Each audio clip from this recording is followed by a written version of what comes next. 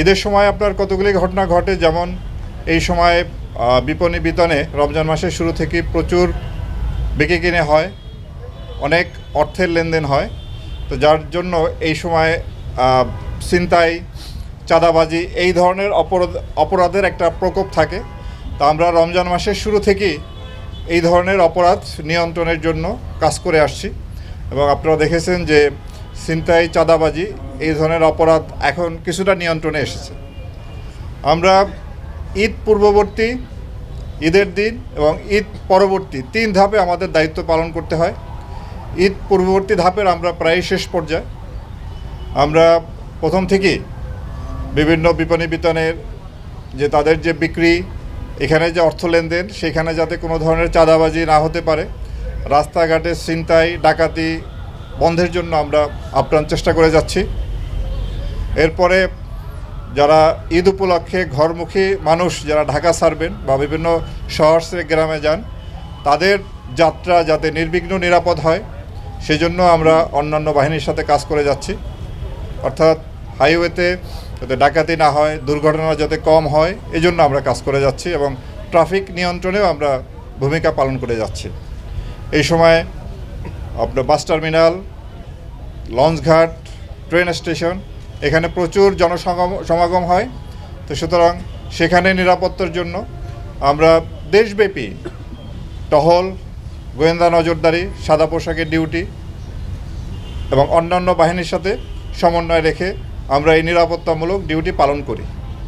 এরপরে ঈদের দিন আমাদের এই কেন্দ্রীয় ঈদগাহ সহ সারা দেশে অনেক বড় বড় ঈদের জামাত হবে এবং সেখানে বিপুল সংখ্যক মুসল্লি সমাগম হবে। তো আমরা এই কেন্দ্রীয় ঈদগাহ সহ সারা বাংলাদেশের যত বড় বড় ঈদগাহ আছে, এটি আপনার বিভাগীয় শহর, জেলা পর্যায়ে এবং উপজেলা পর্যায়েও আমাদের নিরাপত্তা বলয় থাকবে, যাতে নিরাপত্তার সাথে মুসল্লিরা ঈদের জামাতে ঈদের নামাজ আদায় করতে পারেন। ঈদের দিন সহ এরপরে ছুটির বেশ কয়েকদিন আপনার বিভিন্ন যে আমাদের ট্যুরিস্ট স্পট আছে, বিনোদন কেন্দ্র আছে, সেখানেও মানুষের ভিড় হবে। তা আমরা সেখানেও যাতে নিরাপদের সাথে মানুষ তার বিনোদন উপভোগ করতে পারে সেজন্য আমরা সেখানে নিরাপত্তার ব্যবস্থা রেখেছি।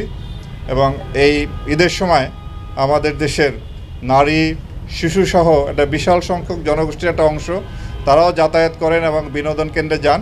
তো আমরা সেদিকেও নজর রাখছি যাতে কোনো রকম কোনো ইভটিজিং বা যৌন হয়রানি বা এই ধরনের যে অপরাধমূলক কর্মকাণ্ড যা না ঘটতে পারে সেজন্য আমরা সতর্ক দৃষ্টি রাখছি। ঈদের সময় ঢাকা শহর সহ বড় বড় শহর জনসংখ্যা একটু কমে যায়, বাসাবাড়ি ফাঁকা থাকে। তো এই ফাঁকা বাসাবাড়িতে যাতে কোনো প্রকার চুরি বা দস্যুতা ঘটতে না পারে সেজন্য আমরা সজাগ দৃষ্টি রাখছি এবং এখানেও নিরাপত্তামূলক ব্যবস্থা গ্রহণ করছি আমরা।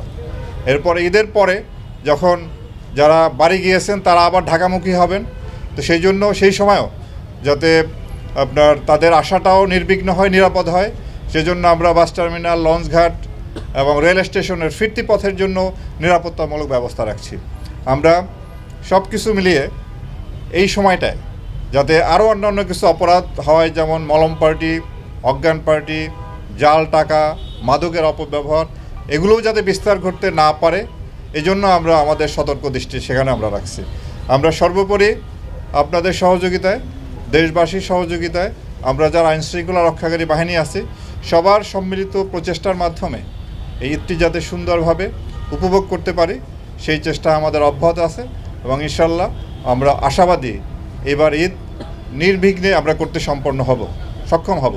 আপনারা ইতিমধ্যে দেখেছেন যে আমাদের যে ঈদ জার্নি, যেটা ঢাকা থেকে বাইরে যাওয়াটা অন্যান্য বছরের চেয়ে তুলনামূলকভাবে এবার একটু স্বস্তিদায়ক হয়েছে। রাস্তাঘাটে যানজট কম এবং বিভিন্ন যে টার্মিনালগুলোও যানজট তুলনামূলকভাবে কম। তো আমরা এবং অপরাধের মাত্রাও মোটামুটি এখন নিয়ন্ত্রণে আসছে।